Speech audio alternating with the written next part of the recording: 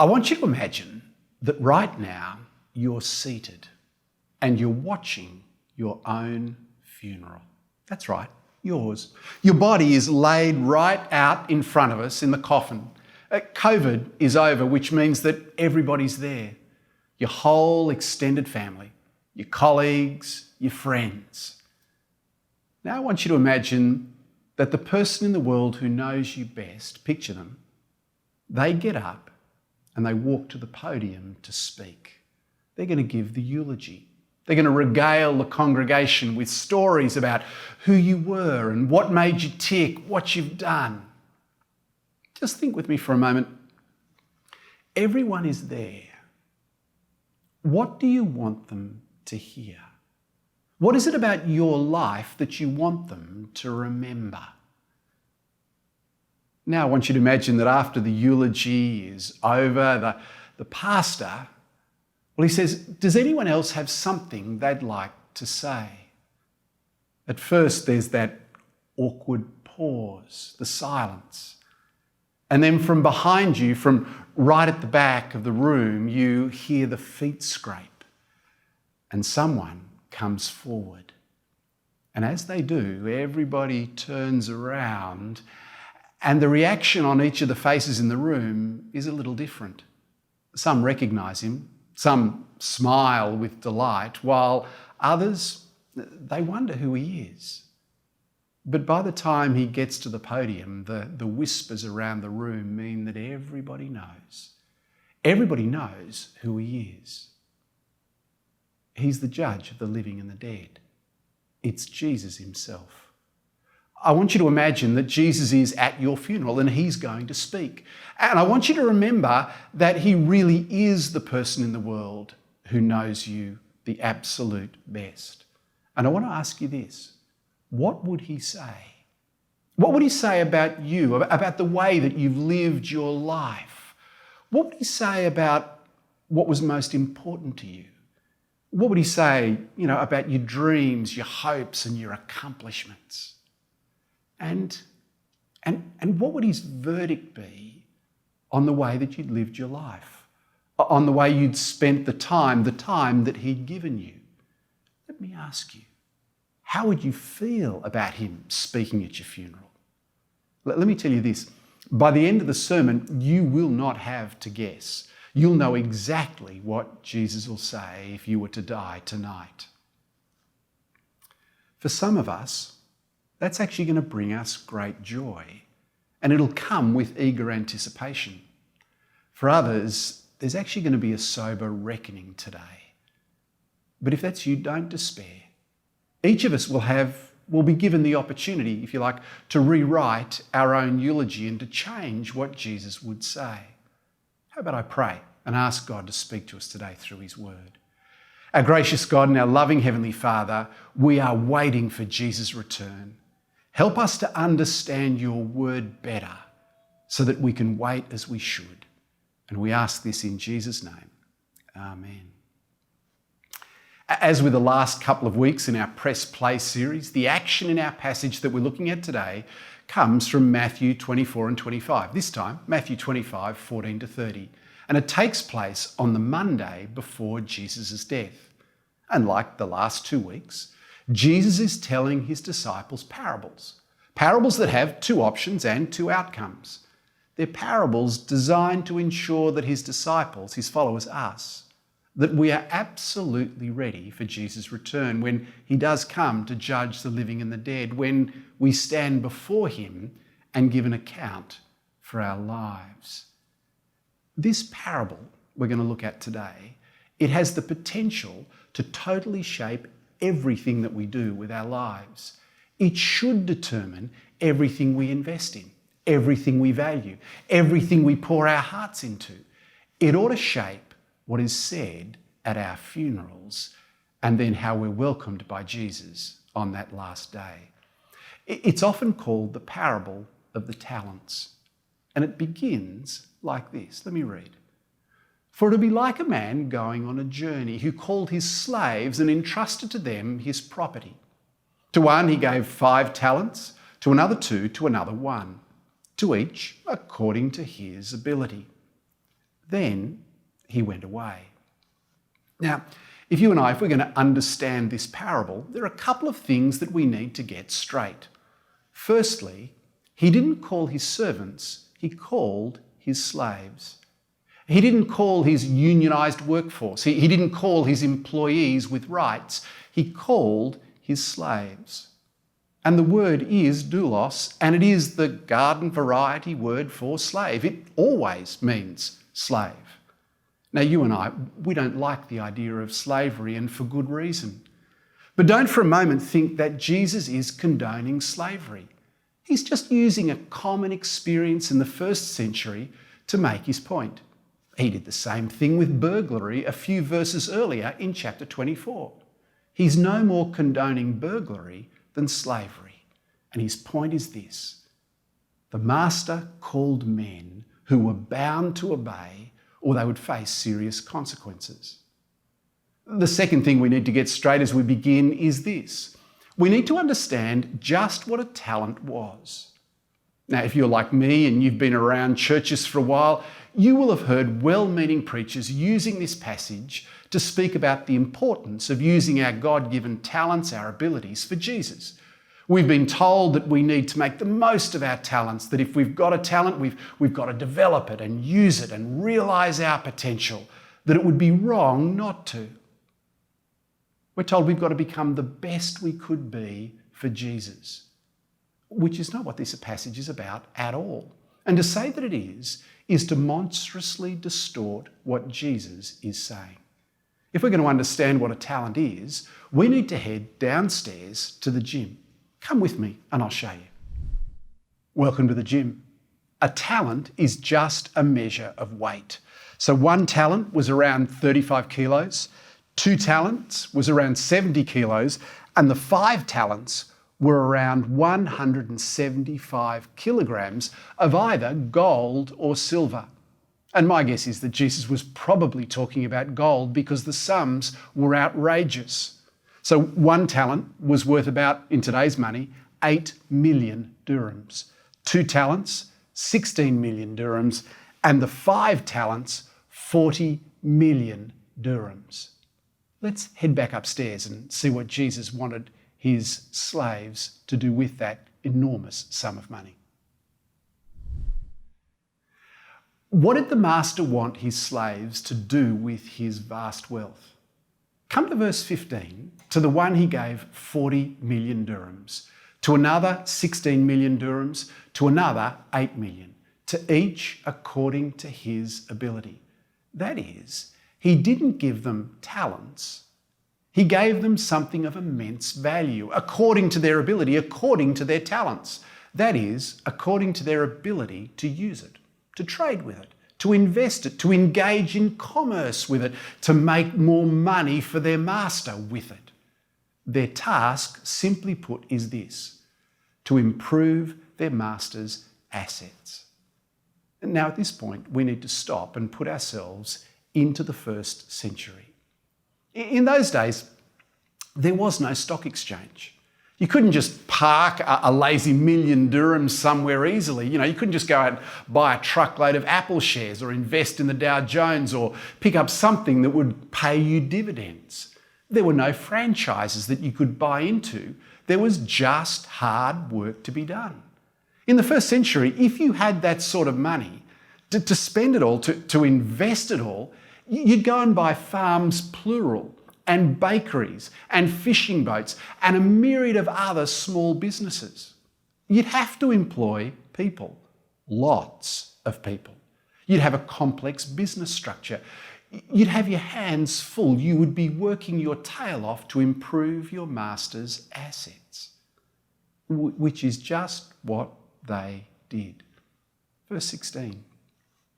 He who had received the 40 million dirhams went at once and traded with them, and he made 40 million more. So also the one who had 16 million dirhams made 16 million more. But, and here's the problem, they didn't all do that. But he who had received the 8 million went and dug in the ground and hid his master's money. It's no surprise to us, to those who have read the previous two parables, when we see multiplication on the one hand and burial on the other. It's not a surprise to us to see, when it comes to the master's return, there are two very different outcomes. Verse 19. Now, after a long time, the master of those servants or slaves came and settled accounts with them. And he who had received the 40 million came forward, bringing 40 million more, saying, Master, you delivered to me 40 million. Here, I've made 40 million more. His master said to him, Well done, good and faithful servant. You've been faithful over a little. I will set you over much. Enter into the joy of your master. And he also, who had the 16 million, came forward saying, Master, you delivered to me 16 mil. Here, I've made 16 million more. And his master said to him, Well done, good and faithful servant. You've been faithful over a little. I will set you over much. Enter into the joy of your master. Just let those words, the words of the master, those astounding words, let them sink in. Firstly, there's the high praise. Well done. Well done, good and faithful servant. I don't know about you, but those are words that I long to hear at my funeral. Those are the words that I long to hear on Jesus' lips, to have him look me in the eye and with delight in me, pleasure at what by his grace I've done. I long to have him say to me, Well done, Warwick. Well done, good and faithful servant. But the master, he does more than that. What he says next just blows me away. He says this, he says, You've been faithful over a little. I gave you 40 mil. And the master, Jesus, he calls that a little, a pittance, small change. You've been faithful over a little. I will set you over much. What a reward. What an extraordinary privilege. There are many different pictures of what heaven will be like in the Bible. If you think that heaven will just be sitting around on the clouds, playing harps and singing, you're mistaken. Here is one picture of heaven. Those who have been faithful, those who have been wise, those who have been trustworthy with what Jesus has given to them will be given the honour of being given so much more. So much more to use for his glory, for his purposes, and to do it for all time. Just imagine the fun we're going to have as we invest, as we work, as we grow God's assets for him. How good will it be as we experience the satisfaction of a job well done, without tiredness overwhelming us, without tears ever spoiling it, without sin ever mucking things up? How good will that be? Work, good work, productive work, God-glorifying work, and all the joy that comes from it. That'll be part of our life in Jesus' kingdom. How cool will that be, to be entrusted with so much? But there's more. The last thing that the master says is something that a slave would never expect to hear. He said, Enter the joy of your master. In other words, you are my joy. You are my delight. You have my full pleasure. How extraordinary to hear God himself say that to us on the last day. Again, they are words that I long to hear. They are emotions that I long to see written on God's face. That is approval that I long to feel on that day. Friends, the rewards for faithfulness are overwhelming. And they're offered to you and they're offered to me. The question for us is this: what did this parable mean for the disciples? And what does it mean for those of us who are slaves of Christ? What did it mean for them to trade with what Jesus gave them while they wait for his return? Now, yes, we've seen 5 talents is money. Was Jesus talking about how we use our money? Well, the answer is no. Think about it. What is God's currency? Answer, people. What's God's business? Answer, reconciling sinful people to himself through the death of Jesus. But what did Jesus say to the disciples when he first called them? Back in chapter 4, was it, follow me and I'll make you, successful financial planners? That's not what he said. Well, what was the last command in Matthew 28? Was it go therefore and make money in all nations? Not at all. What did he say earlier in chapter 24, verse 14? That the faithful needed to what? Establish franchises all around the world? No, no, no, and no. Like the Master. Like in each of these 3 parables, Jesus was telling his disciples that he was leaving and that while he was gone, they were being entrusted with his business.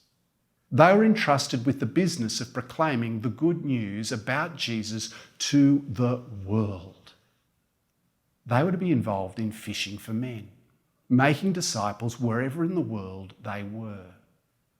That's Jesus' business.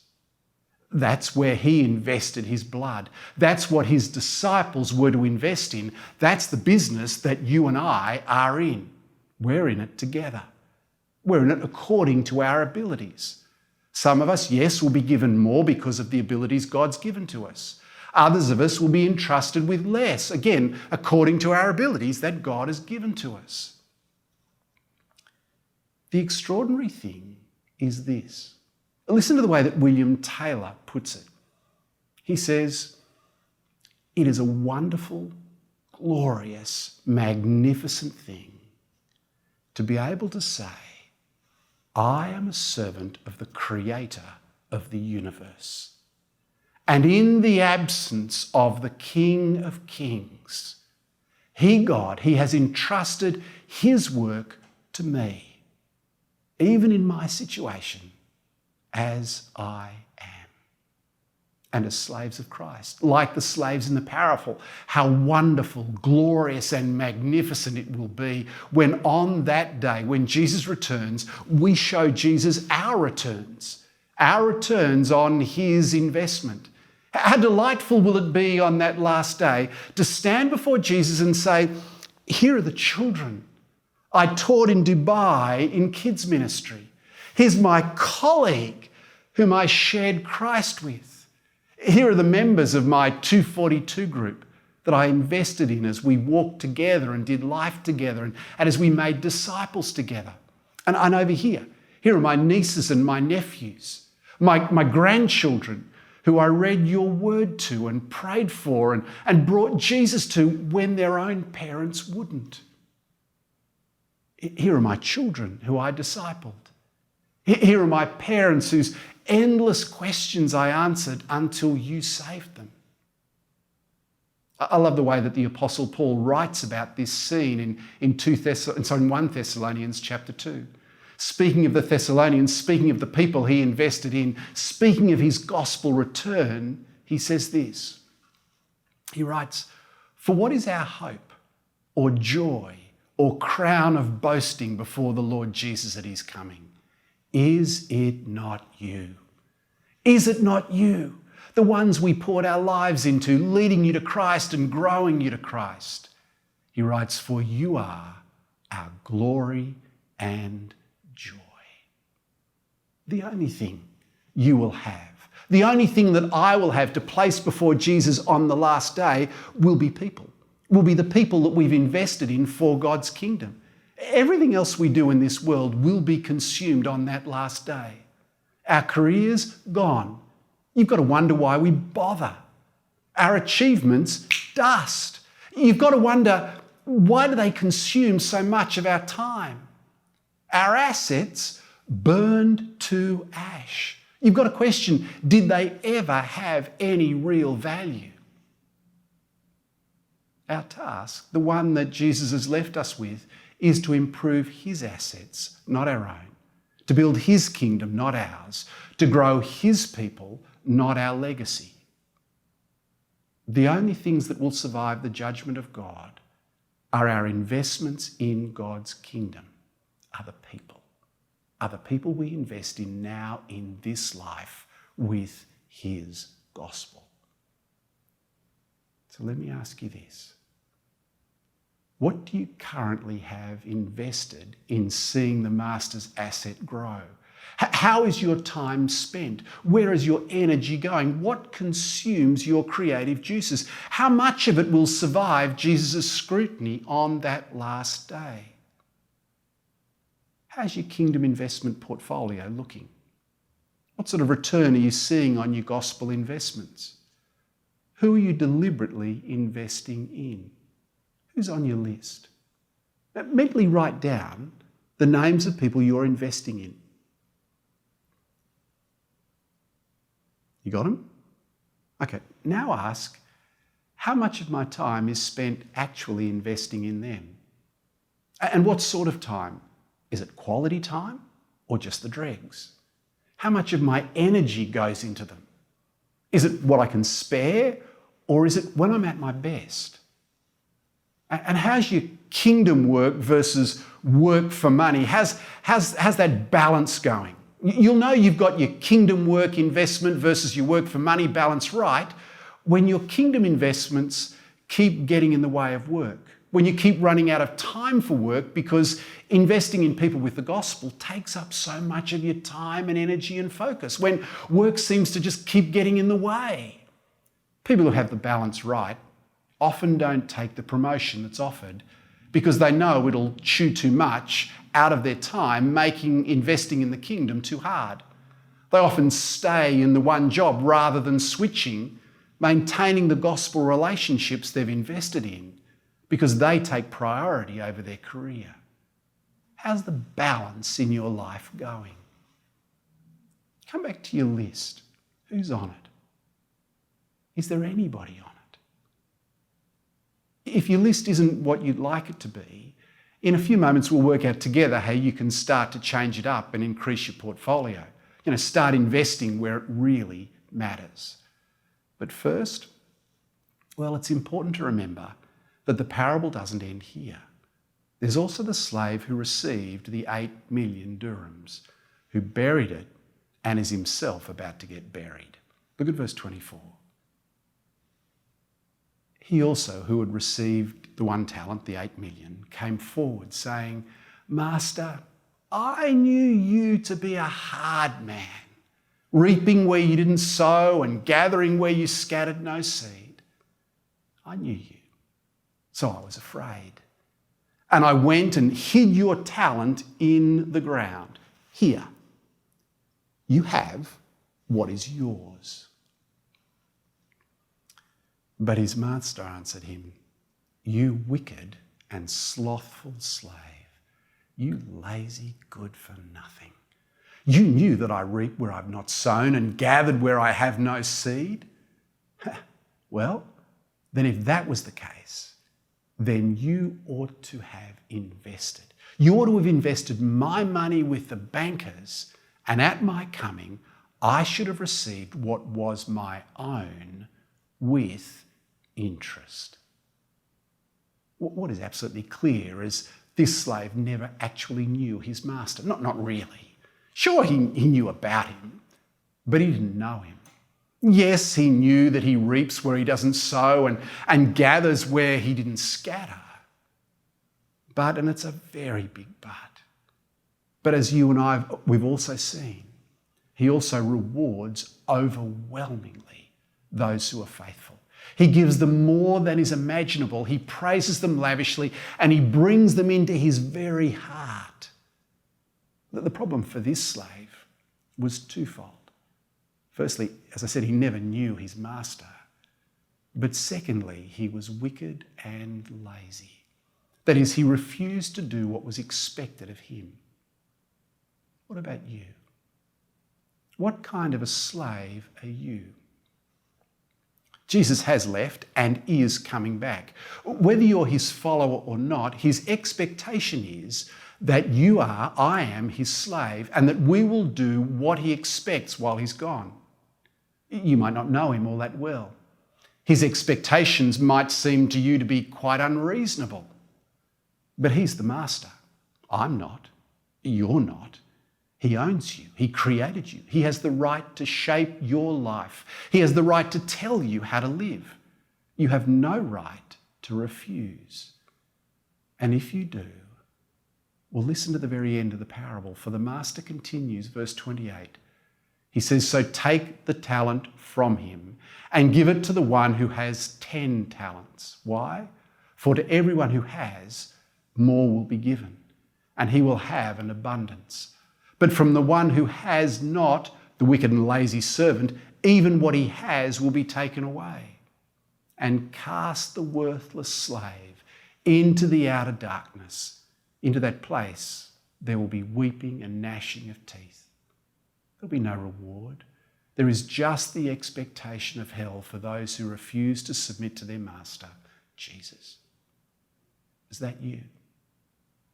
Is that what Jesus will say to you? Do you want him to say something else?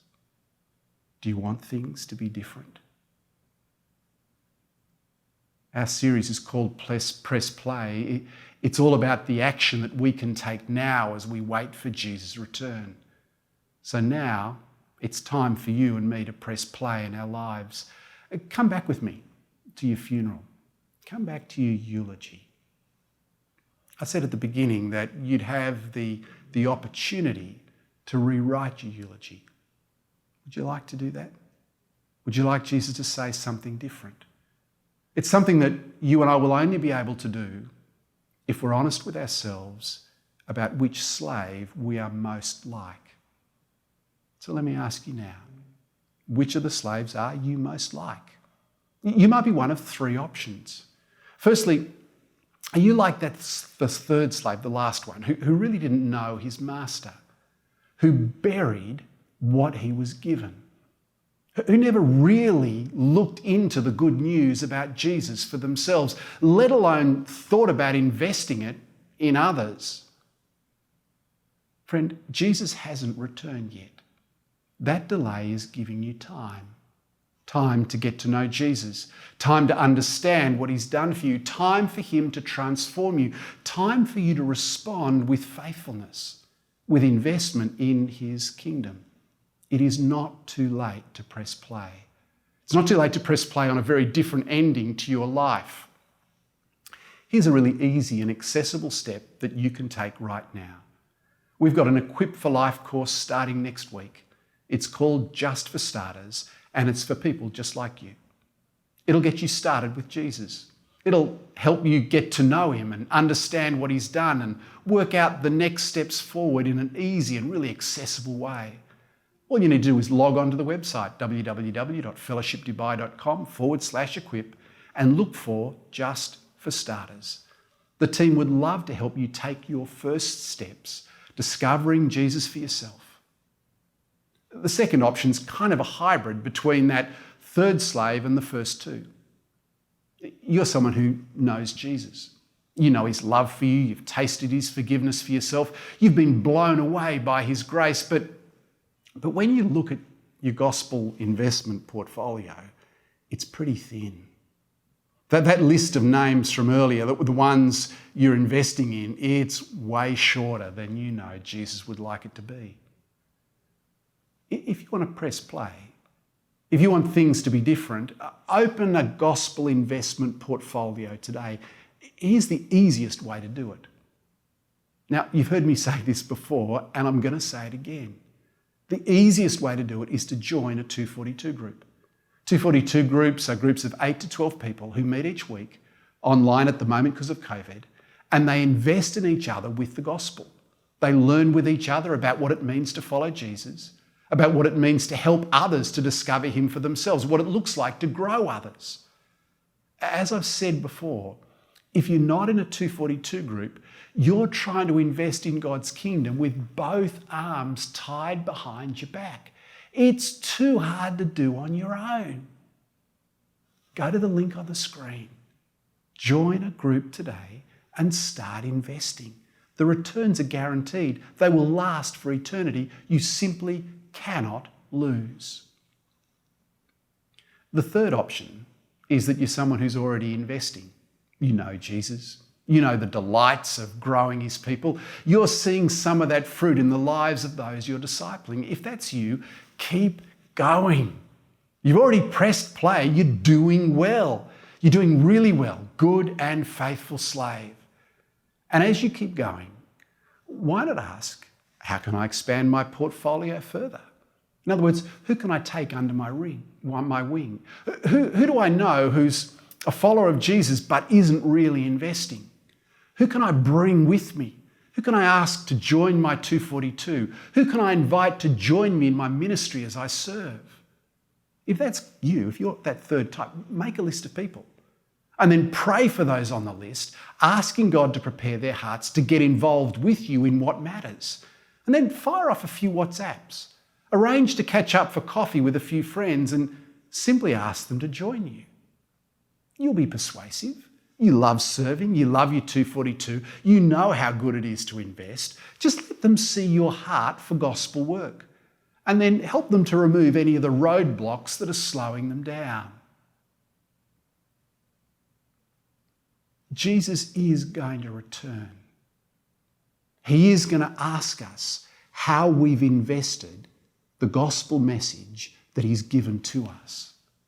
He's expecting a return. What will he find in your life? What will be said at your funeral? What will he say when he gives your eulogy?